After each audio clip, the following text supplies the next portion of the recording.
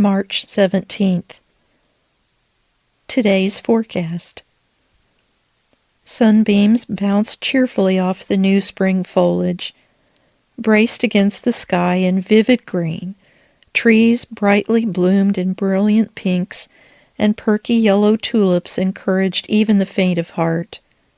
Spring was apparent everywhere my gaze landed, and it was a welcome sight the day before Easter. Easter Day's outlook was dismal, to say the least, with a forecast of very heavy rain and possible flooding, which, regrettably, came to pass exactly as predicted.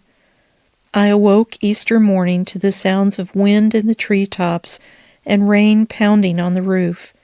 It was relentless for the entire day, with barely room for a sigh between the gusts tugging at the treetops.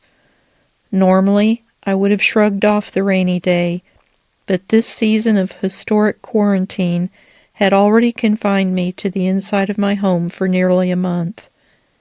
In addition to not being able to attend Easter worship, the rain now dampened my mood as thoroughly as it drenched the grass in my yard.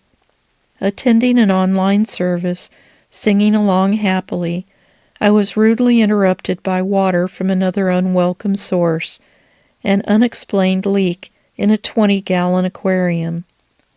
3 hours later, searching for another online service, I felt a bit beleaguered and a lot disheartened as the rain ran in rivers across our street, still no sign of ceasing.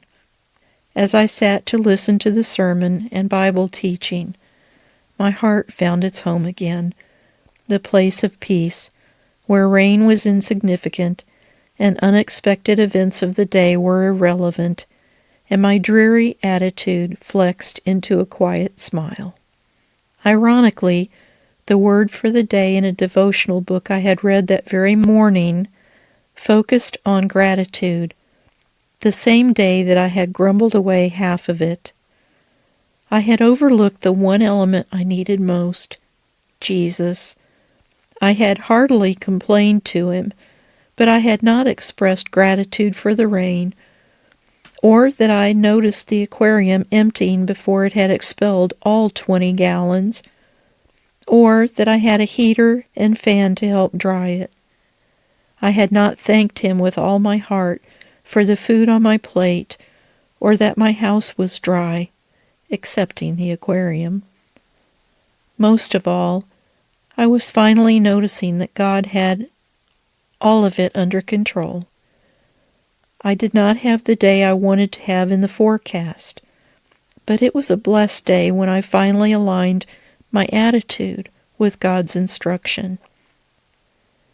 We have not the ability to forecast today's events, but we do have the ability to walk through the day with gratitude, and we can acknowledge that a sovereign and loving God has absolute control, even when we don't. Colossians 3:15.